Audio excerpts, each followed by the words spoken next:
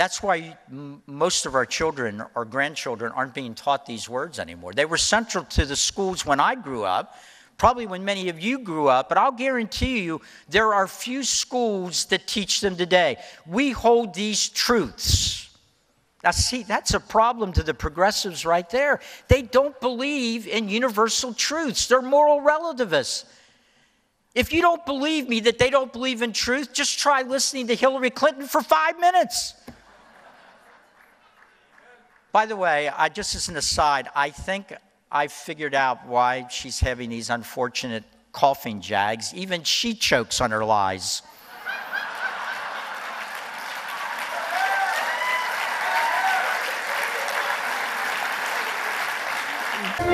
And now, to introduce our next speaker is the founder and president of the Timothy Plan, another one of the sponsors for this year's Values Voter Summit.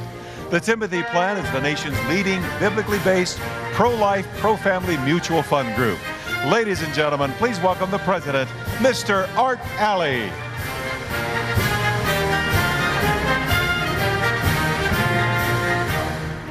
Well, I've been given the job of introducing somebody you all know. So I'm walking out, what am I going to say about this guy? The next speaker was actually the founding president of Family Research Council. This guy gets out of bed at 3 o'clock in the morning. He reads 27 of the world's leading newspapers, watches all the news on TV, distills all that down into 0.5% of what's truth and separates that from the propaganda. And he publishes it to you every day. So cancel your newspaper subscription. You don't need all that nonsense. Just get on his mailing list. But besides that, this guy is brilliant. He has an intellect that borders on genius. He is one of the kindest individuals I've ever met. Very gentle, outstanding husband, terrific father, and Gary, I don't remember what the other thing is you wanted me to tell him, but please help me welcome Gary Bauer.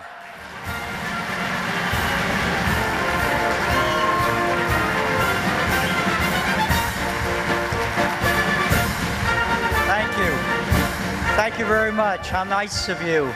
Thank you, Art, for that really wonderful introduction. Always great to be here, to be with our old friends and make some new friends. Can I do a personal note here real quick? I'd like you to join with me in honoring my wife, Carol. Carol and I today are celebrating our 44th wedding anniversary. So will my first wife, Carol, please stand? Where are you, honey? Okay. There you are, right over there. Yeah, thank you.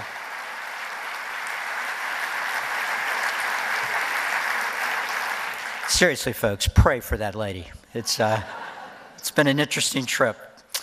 Well, look, there's that joyous anniversary, but in 48 hours, we'll be observing another anniversary, which is the 15th year since the horrible attacks on the morning of 9/11, on a morning not much different than the one we're having today.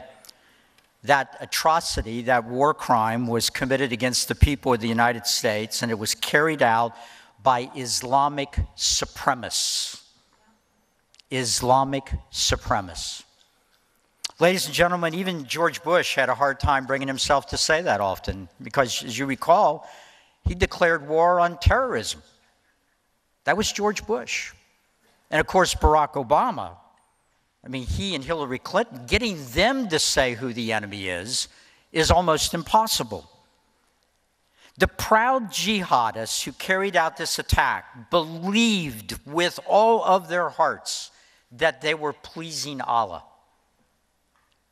I mean, think about that. What a strange God they must worship, to think that killing, massacring civilians as they sat at their desk in the World Trade Center, that somehow this was a noble religious thing to do. So here we are 15 years later. 15 years later.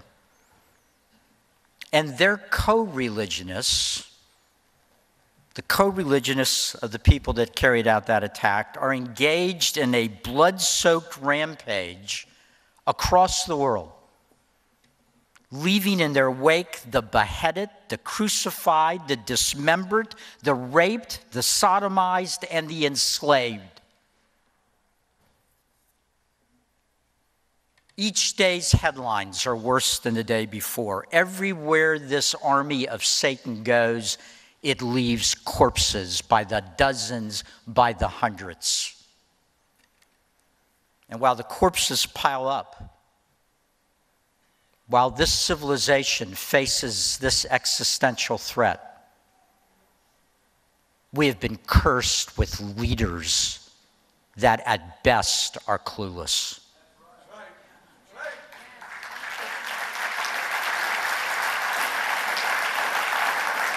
How do you explain Merkel in Germany, who doesn't have an unexpected influx of young Muslim migrants coming to the country? She invites them in, and 1 million of them accept her invitation, pouring across the borders.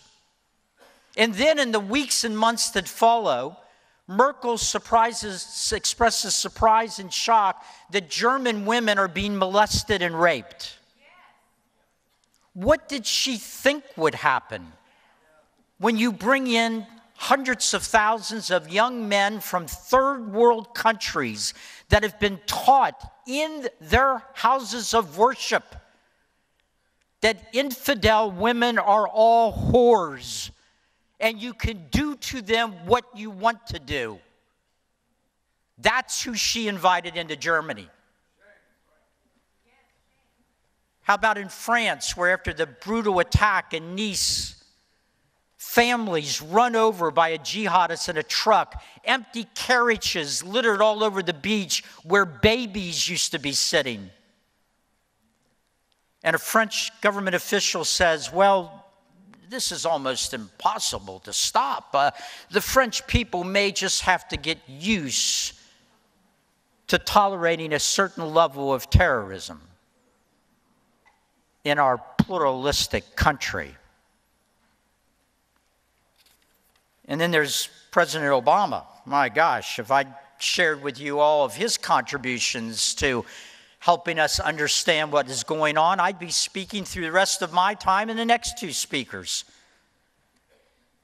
A few months ago, he had this really incredible insight to share with us. The president said, you, America, you Americans have more risk of drowning in a bathtub, he said, than you do of being killed by terrorists. Well, thank you, Mr. President, for that incredible insight. Churchill, he ain't.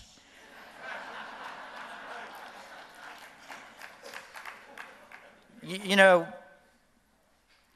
I guess my reaction would be that when my bathtub starts yelling Allah Akbar and trying to kill me, I'll start worrying about baths. But right now, I'm going to worry about the people whose numbers are growing, ladies and gentlemen, who have declared war on Western civilization, JudeoChristian civilization. Secretary Kerry, a couple weeks ago, went to a conference in Europe. Don't want to leave him out. This was a conference on the importance of open societies, and he brought the crowd, many of them journalists and government officials, to their feet in raucous applause when he said if the media would just stop reporting the terror attacks, the impact they have would be lessened. He offered no guidance on what reporters should do when they come across the mass graves. Should they not report those either? Because if you report that they just found another grave with 1,000 dead Christians in it, or Yazidis, or other religious minorities, people might go, wow, that's big news. Who killed them? And look, on any measurement of the relative strength of the radical jihadists in Western civilization, it's not even a close call, folks. We're stronger by any material measure. There's only one problem. We are infected with a moral cowardice and weakness, particularly among our elites. and faced with 6th century enemies that are willing to do anything they have to do, we could very well lose. Judeo-Christian civilization, the two pillars of that civilization, Israel and the United States, were under attack in a way that we haven't been in a long, long time. And we need leaders that understand that and are prepared to fight back. And by the way, if there's anybody that doubts this, Donald Trump and Mike Pence are those leaders.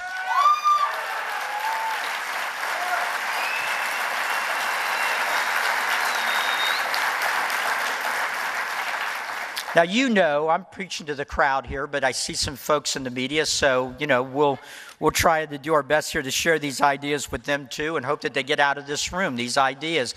Our founders were learned men. On the way to Constitution Hall, they went there having read quite a bit. They were familiar with all the Roman classics and the Greek classics, etc. But the main thing that they read and that founded their views and where they found their ideas that they used for the American Republic was the Bible, the Holy Bible. That's where they found their ideas. And by the way, notice I said the Holy Bible. I've decided to say it always because I've been watching and listening for a couple of years now, and I can't tell you how often I hear a member of the American media on one of the networks refer to the Holy Quran. Really? And then they'll usually say the suspect was a follower of the prophet of Muhammad, the prophet Muhammad. Really? Can you imagine a reporter saying the Holy Bible, or this person is associated with Jesus, the Son of God? Well, there's no way they would say that. But it's the prophet Muhammad. If anybody's got time after we're finished here, will somebody please tell me what he ever prophesied? Because I can't find anything. But he's the prophet Muhammad, and Jesus, if they mention his name at all, is just Jesus, and it's just the Bible, not the Holy Bible. It's unbelievable, unbelievable. Well, look, again, it was the Bible, the Holy Bible our founders read. It was the Torah and the New Testament, and there's where they found their central ideas about the country they were getting ready to build. And that central idea that they found was that we were made in the image of God, the eternal God of the Scriptures. We were made in his image, and because we were made in his image, we have dignity and value and worth. That's the central idea of America. They put it in the second paragraph of the Declaration of Independence. So it means that if you're a newborn with Down syndrome, you still have value and dignity and worth. If you're a 90-year-old,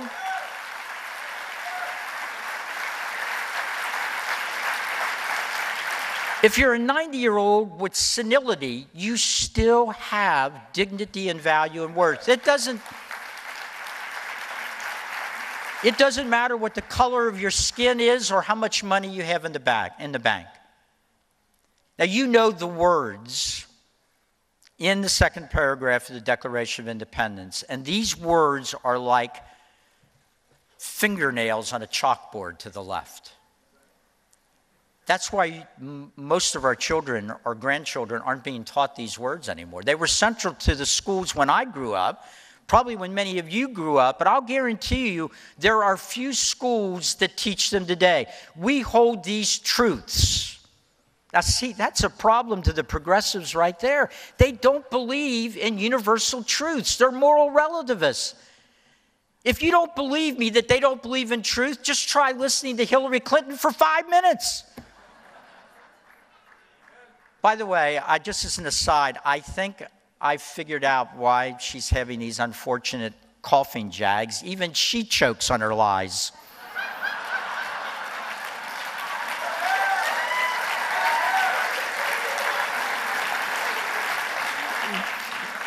Am I doing okay, honey? Yeah, I told her it was going to be a special speech for our 44th anniversary. But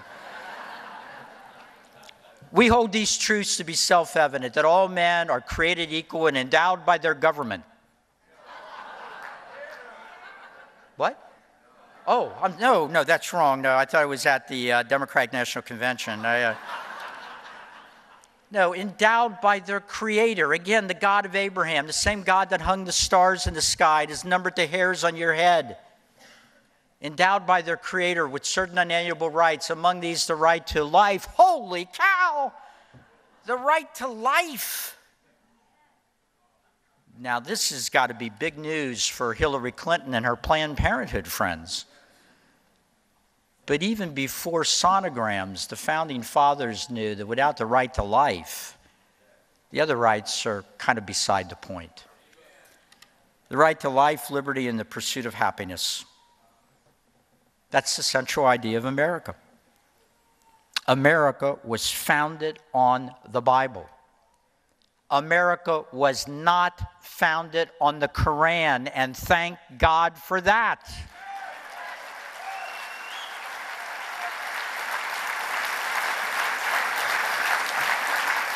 Now, my friends, what I just said, that America was built on the Bible and it wasn't built on the Quran, 20 years ago, everybody would have said, of course. 15 years ago, yeah, this is now considered controversial. This is now considered intolerant to say.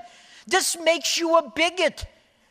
If you've got kids or grandkids in college or on the way to college, in a lot of classes, if they said, well, Dr. So-and-so, their professor, of course, America was built on the Bible and not on the Quran, they would probably be in big trouble in a lot of American universities. They might even get sent to some sort of re-education effort to help them be more open to other cultures. Look, the reason this is so easy to say, that we weren't built on the Quran, and if we were, this would be quite a different place, is that all you have to do is look around the world, and there are dozens of places that were built on the Quran. They are not pleasant places for women or religious minorities or homosexuals. They're not even pleasant places for some Muslims, if those Muslims are considered apostates, or if they're Muslims in a minority Muslim creed in a country that's got a majority of a different type of Muslim. Is it a coincidence that 7 out of the top 10 abusers of human rights in the world are Islamic countries? That would be an odd thing to happen if there wasn't a relationship to the fact that they're Islamic countries.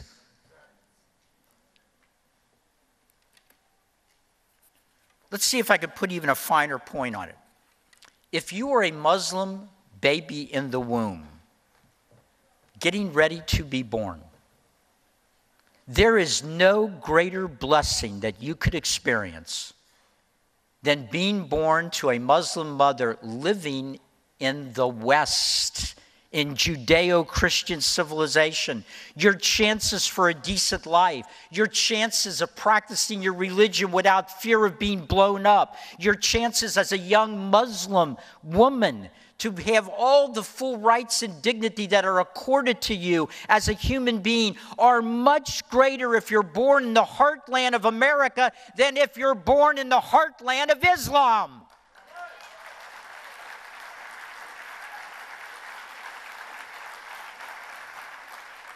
Now, Donald Trump has been crucified because a number of months ago he said that we ought to have a pause in Muslim immigration to the United States.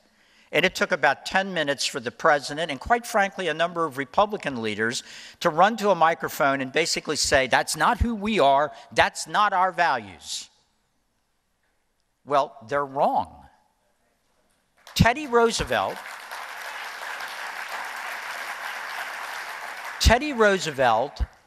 enforced a law during his presidency that prohibited immigration to the United States of anybody who believed in polygamy, promoted polygamy, or lived in a country that practiced polygamy. Who do you think he was trying to keep out of the country?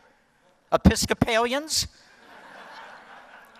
How about Jimmy Carter, that well-known right-wing bigoted extremist, right? Jimmy Carter, who the guy I worked for, Ronald Reagan, clobbered on election day. Jimmy Carter, after the Iranian Revolution, announced that effective immediately, there would be no more immigration from Iran into the United States.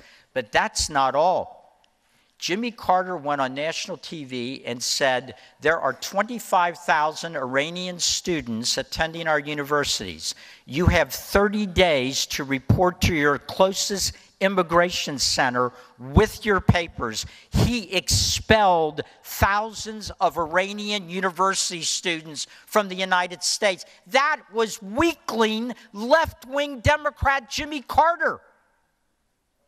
And today, taking that common sense position gets you attacked the way Trump has been attacked. It's unbelievable what's happening in this country.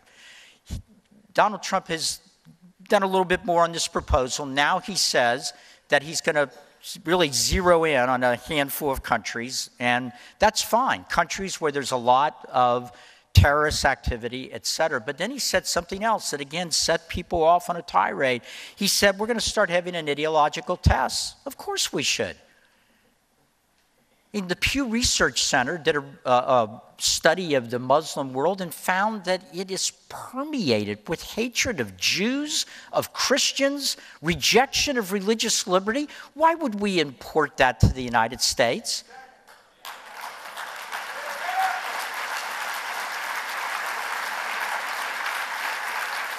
I hope Donald Trump has a chance in the presidential debates to turn to Hillary Clinton and say, Secretary Clinton, you say you're pro-women, but you want to bring in hundreds of thousands of young men that hate women.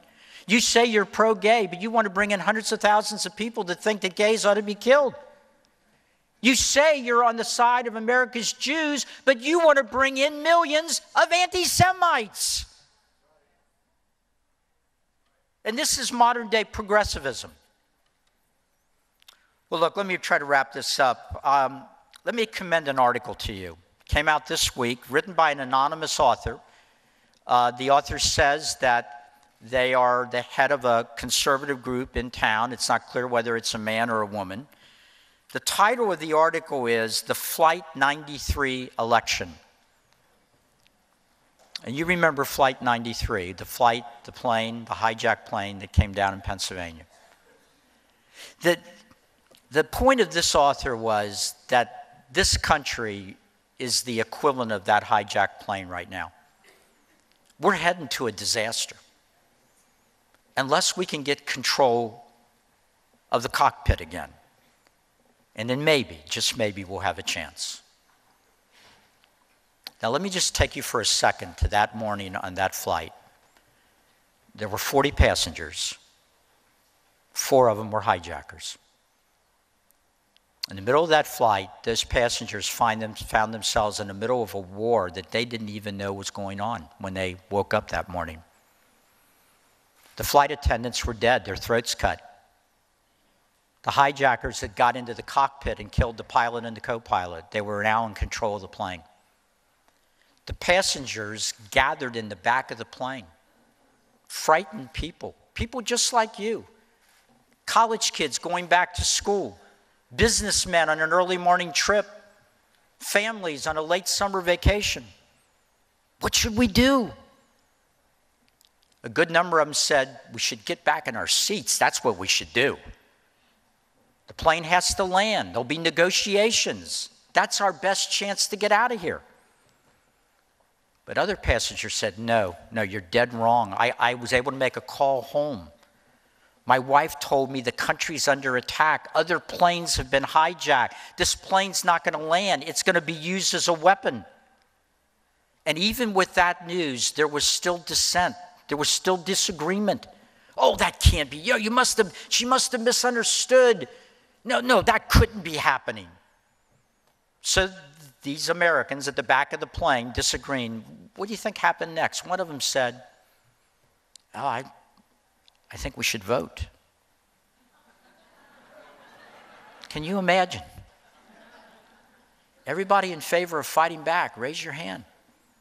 Everybody that thinks we should take our seats, raise your hand. And the guys that wanted to fight back won the vote. And so those passengers, again, we know this because of cell phone messages they left, calling home, I love you, tell the kids I love them. We're getting ready to fight these guys. I don't know what's going to happen. These passengers took whatever they could as weapons. There was one flight attendant still alive. She had a pot of boiling water, as her weapon. People had utensils left over from breakfast. There was a guy on the plane named Todd Beamer, a Christian guy, a graduate of Wheaton University. He supposedly yelled, "Let's roll." And they ran down the aisle into the teeth of men armed with box cutters. I can't imagine. They overwhelmed those men, but they still weren't able to land the plane. But they took the only shot they had. Ladies and gentlemen, this is a Flight 93 election. This may be our last shot. It's time to roll. It's time to run down the aisle and save Western civilization.